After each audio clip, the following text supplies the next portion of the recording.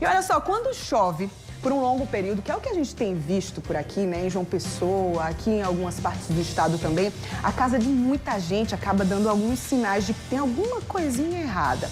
E aí as infiltrações aparecem e vem o quê? Dor de cabeça, né? Dor de cabeça já começa. Os ambientes ficam úmidos, o mofo que dá as caras também. E quem é alérgico aí sofre um bocado mesmo, né? E para quem mora em condomínio, aí o problema é ainda pior. De quem é que é a responsabilidade de uma infiltração causada por quem mora no andar de cima, né? Às vezes a gente vê alguma coisa no nosso apartamento embaixo e o problema é estar no andar de cima. Para tirar essas dúvidas, eu fui conversar com um advogado especialista em direito imobiliário. E, além disso, a gente tem dicas também de produtos para resolver de uma vez esse problema. Vamos ver.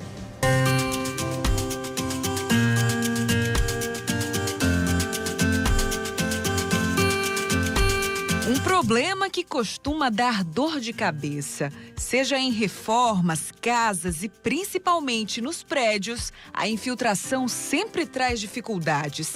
Danifica a pintura da parede, ocasiona o surgimento de mofo e fungos, além de desvalorizar o imóvel. Os vícios de infiltração, assim como todos os demais vícios, eles podem gerar desvalorização do imóvel, porque no momento que eles passam a afetar o imóvel através daquelas infiltrações, eles passam a prejudicar e tirar aquele status de novo, de zero. Isso naturalmente gera uma desvalorização. Quem trabalha no mercado imobiliário, sejam corretores, sejam pessoas específicas da área de avaliação, não é? Podem atestar isso com maior clareza na análise de uma avaliação de um apartamento para o outro.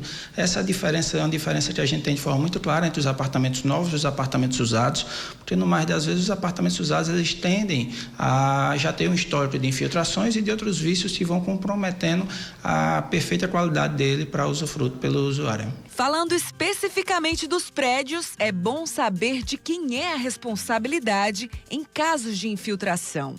Existem diversas situações que precisam ser analisadas, cada uma de acordo com sua peculiaridade. Existem situações de infiltrações dentro, de vazamentos de água dentro do próprio apartamento, que não seria necessariamente uma infiltração, mas às vezes um vazamento na pia, ou no ralo, ou no chuveiro, que aí podem ser já uma relação de responsabilidade entre o proprietário e a construtora, mas não do condomínio. Dentro do condomínio é importante saber que existem duas formas de divisão de água. Uma divisão vertical, que é a que traz a água da rua, passa pelo prédio e distribui pelas unidades, e tem a divisão horizontal. Essa divisão vertical, ela é de responsabilidade comum do condomínio e aí naturalmente cabe ao condomínio a manutenção e o zelo. Por outro lado, existe também as situações de vícios de um apartamento para o outro, que é decorrente de falhas na encanação horizontal. E aí essa situação é preciso verificar, porque no mais das vezes a responsabilidade é sim do proprietário de um para o outro, né? Cabendo a ambas as partes fazer os cuidados de manutenção e todas as necessidades para manter em perfeita qualidade. Há quem prefira acionar a justiça, mas nem sempre esta é a melhor opção. É sempre interessante que as partes tentem resolver fora do judiciário, porque nosso judiciário está cada vez mais lerdo, cada vez mais moroso. Infelizmente, essa é uma realidade. Um judiciário que está assoberbado de muitos processos, que não consegue dar conta. E aí a gente às vezes tem demandas muito simples que são judicializadas e terminam passando anos quando poderiam ser resolvidas de forma bem mais simples. Então, as demandas que vão ser judicializadas, elas vão ser aquelas que não encontraram sucesso, não encontraram êxito na resolução entre ambas as partes. É interessante que nessas situações entre condômino e condômino, o condomínio seja utilizado como mediador, né? Que a pessoa que está lá à frente do condomínio seja questionada a apresentar possíveis soluções. É importante, por outro lado, se dizer que esses gestores condominiais muitas vezes não são pessoas que têm know-how técnico nessas partes, nessas áreas. Então, é interessante que o gestor condominial, o administrador, o síndico, ele chame um encanador, por exemplo, ou algum outro profissional, a fim de verificar qual é o fato gerador daquela infiltração.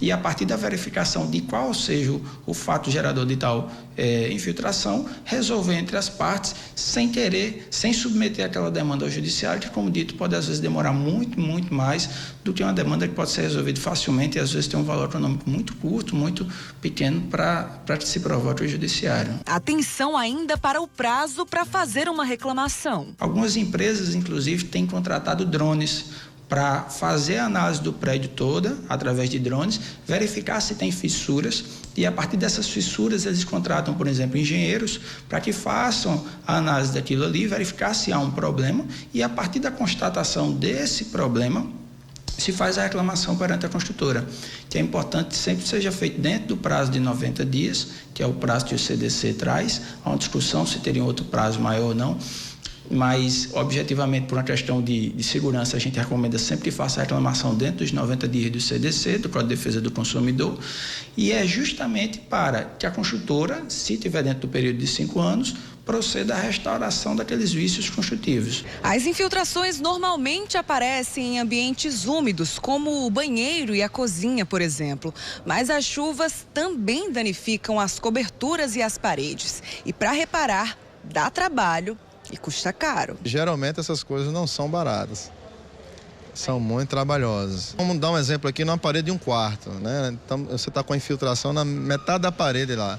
Então, certamente, se você tem algum móvel projetado, alguma coisa, você tem que desmontar tudo, você vai ter que quebrar reboco, deixar no cru mesmo para você fazer o tratamento do zero. Então, realmente causa bastante transtorno dentro de uma residência. Por isso, o mercado já oferece produtos que evitam as infiltrações. São os chamados impermeabilizantes. Existem produtos diferentes que atendem às necessidades de cada área. Permeabilizantes, eles têm uma gama infinita e realmente o vendedor ele precisa ofertar o produto correto, né? Por exemplo, para telhados, você tem aquela manta asfáltica, você tem que entender se naquela área vai ficar exposto ao sol ou não, para você realmente vender o produto correto. O que acontece muitas vezes é que nós como vendedores, a gente observa que na maioria dos casos o produto não foi, ou às vezes ele é correto ou não foi aplicado da forma correta no local. Então é isso que causa muito retorno e muita procura nesse momento de chuva.